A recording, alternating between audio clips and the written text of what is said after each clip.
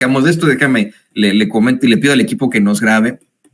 Vamos a darle datos de lo que está pasando ahí en la Franja de Gaza. Y mire, con información de agencias, con información de agencias, se dio a conocer que pues un hospital en Gaza está en una crisis absoluta en estos momentos para atender a menores mientras continúa el avance terrestre de las tropas del ejército del gobierno de Israel.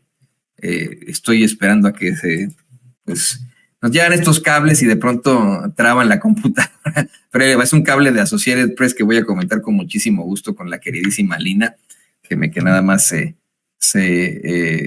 pues así pasa, ¿no? De las páginas de las que nos llegan, de pronto se empiezan a trabar como ocurre de la forma más afortunada. A ver si lo podemos abrir en otras plataformas. Y ahí va. Es que ahí está.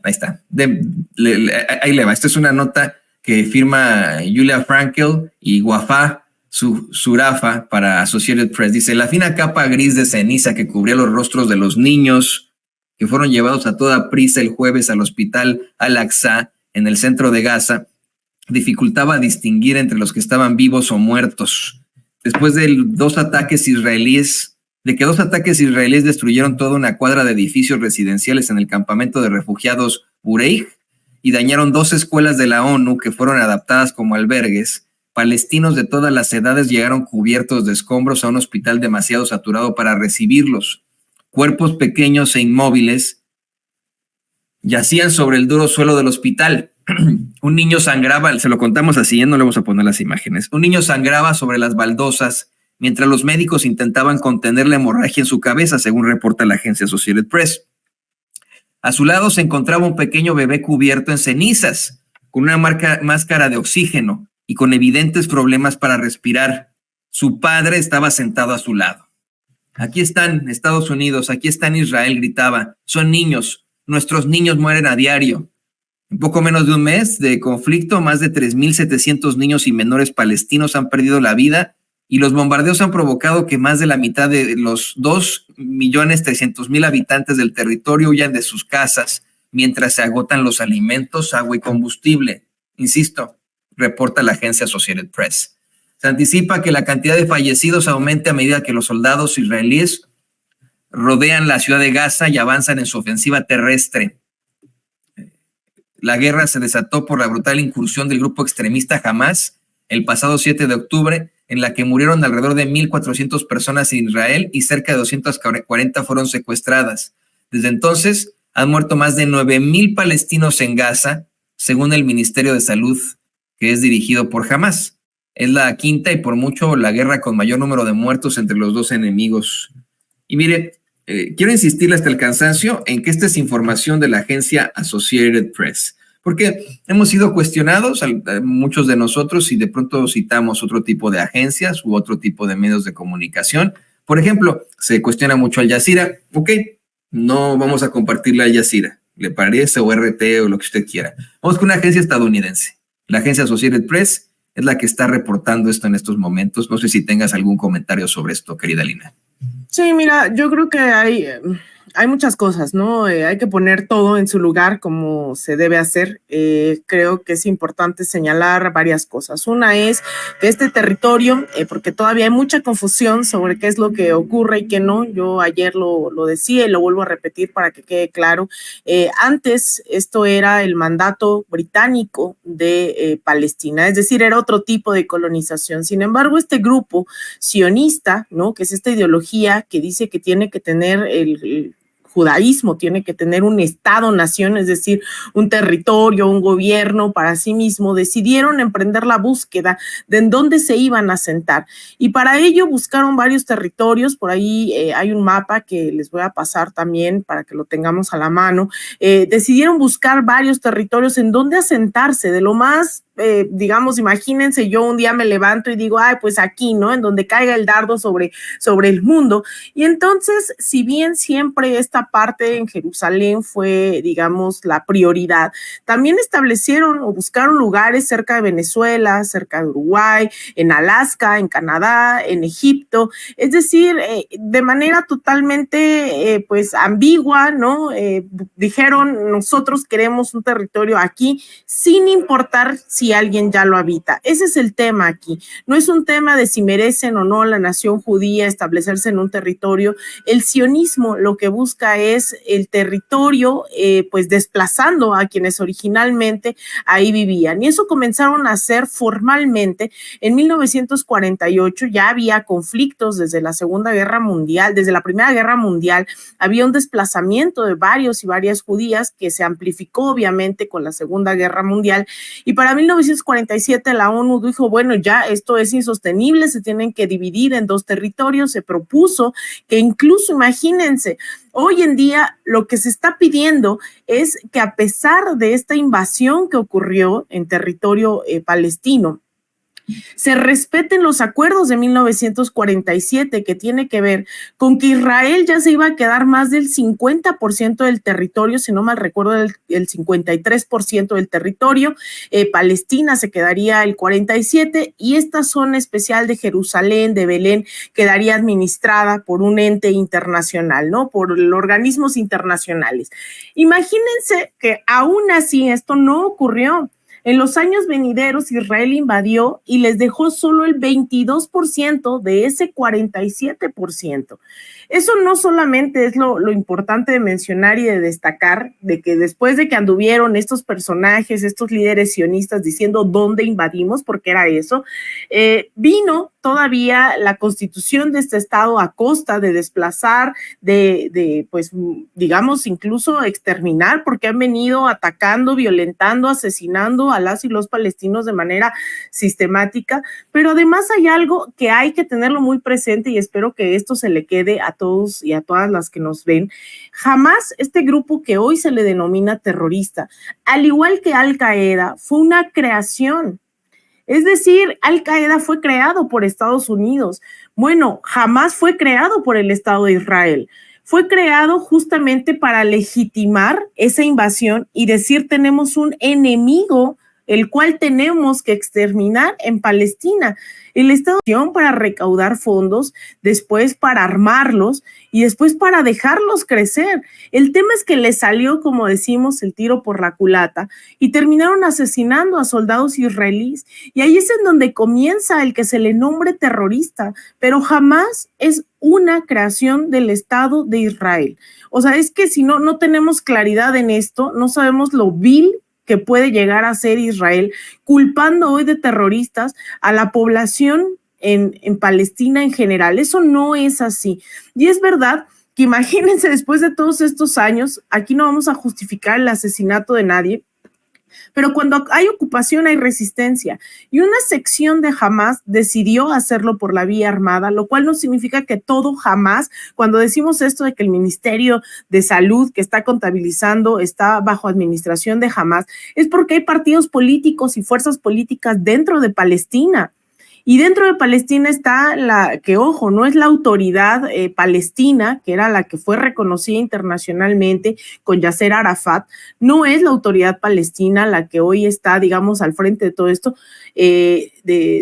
Se le criminaliza, ¿no?, a Hamás, pero hay un grupo de Hamás que tiene muchísimo apoyo, ¿no?, que también han ganado elecciones en donde se les deja hacer elecciones que no tienen una validez internacional porque es territorio bajo ocupación, pero no todo Hamás es un grupo terrorista. Entonces, hay muchas cosas que todavía incluso agencias como Associated Press, pues obviamente ponen, ¿no?, con la presión de lo que implica ser una agencia estadounidense en el cual, pues obviamente no han llamado cese al fuego, porque hoy menos del 5% de los congresistas, de los senadores en Estados Unidos, están a favor del cese al fuego. ¿Por qué? Porque la inmensa mayoría son judíos, pero judíos que apoyan el sionismo.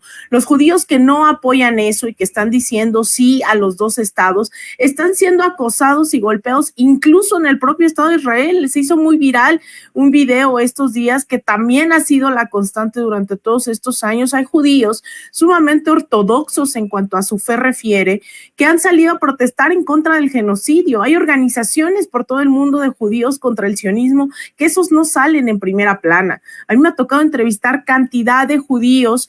Recientemente entrevistamos a Medea Benjamin ahí en De Raíz Media. Entrevistamos a Ofer Kasif, que también es un congresista judío comunista, que de esos no se cuenta que existen también lo entrevistamos hace unas semanas. Entrevistamos un montón de gente que está diciendo no en nuestro nombre, pero estos videos que les digo son de los propios israelíes, las Fuerzas Armadas israelíes, golpeando a judíos en Israel que están en contra de este genocidio. Eso no va a salir en la pantalla, ¿no? Porque quieren hacer creer que los que estamos del lado de la paz en Palestina, que estamos en contra del genocidio, somos antisemitas, y no es verdad.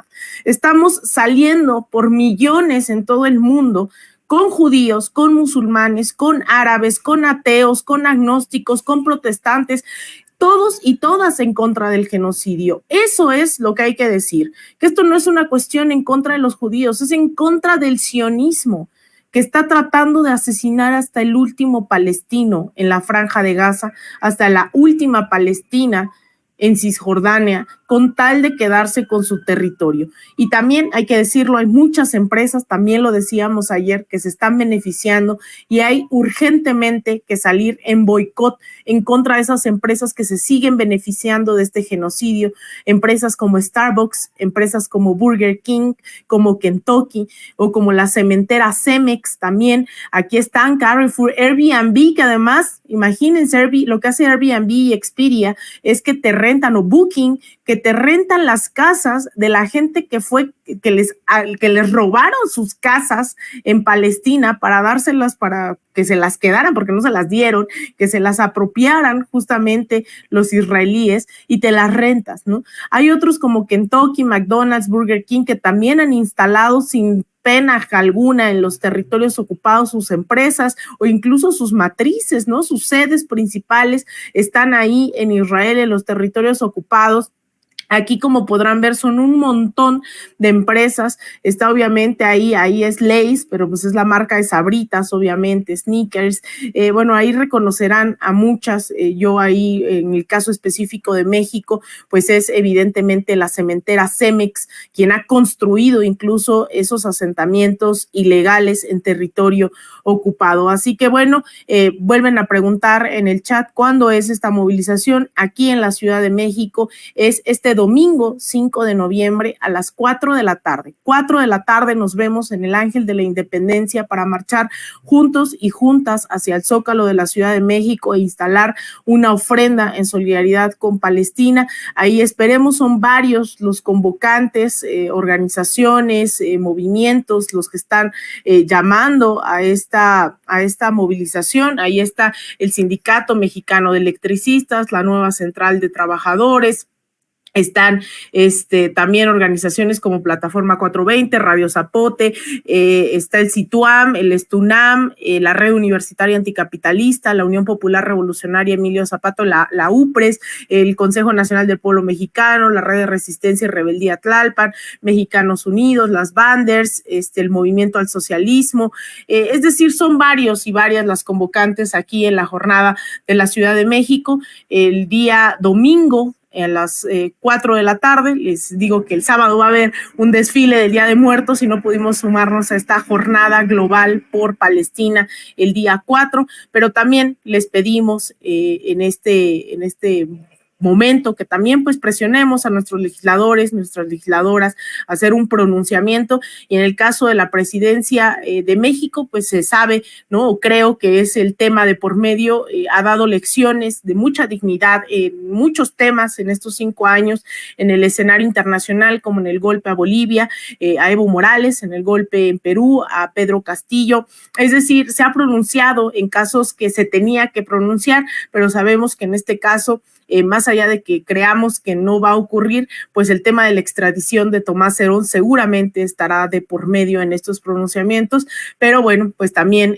creo que hay que exigir la extradición de Tomás Herón a la par que llamemos a consulta a nuestro embajador, como lo ha hecho ya Colombia, como lo ha hecho ya Chile, Jordania, y que sean cada vez más potentes estos pronunciamientos. Ya en la ONU se manifestó México por el cese al fuego, pero bueno, esperemos que se sumen varios países, así como en Ucrania, ¿no? Que fue la Unión Europea no escatimó, cuando se trata de Venezuela, que todos salen, cuando aún no vemos estas imágenes en ninguno de estos, en el caso de Venezuela o Cuba, y aún así salen a romper relaciones, etcétera, etcétera. Bueno, yo espero que esta hipocresía internacional pues no sea perpetua y que tengan la oportunidad de rectificar, romper relaciones con Israel y pronunciarse en contra del genocidio. ¿Qué es lo que se ha estado buscando y solicitando? La verdad es que esta es una circunstancia que no tiene ni pies ni cabeza, querida Lina, y que considero le está pues pasando la factura política al presidente Biden debido al fuerte rechazo que se enfrenta ante el genocidio. Ya insisto, dejemos de pensar ya en ideologías, dejemos de pensar en cuestiones políticas. Estamos hablando de un genocidio. Eso es lo más importante que se pueda señalar. Y ante pues la falta de capacidad de denunciar ese genocidio, de buscar un cese al fuego, es que se está enfrentando a serias críticas en todas partes el gobierno y la administración del presidente Biden, quien yo espero en algún momento pues tendrá que apelar al sentido común, que eso es lo único, la única necesidad aquí, que simple y sencillamente lo reflexionen y apelen al sentido común para exigir un cese al fuego. Se nos acaba el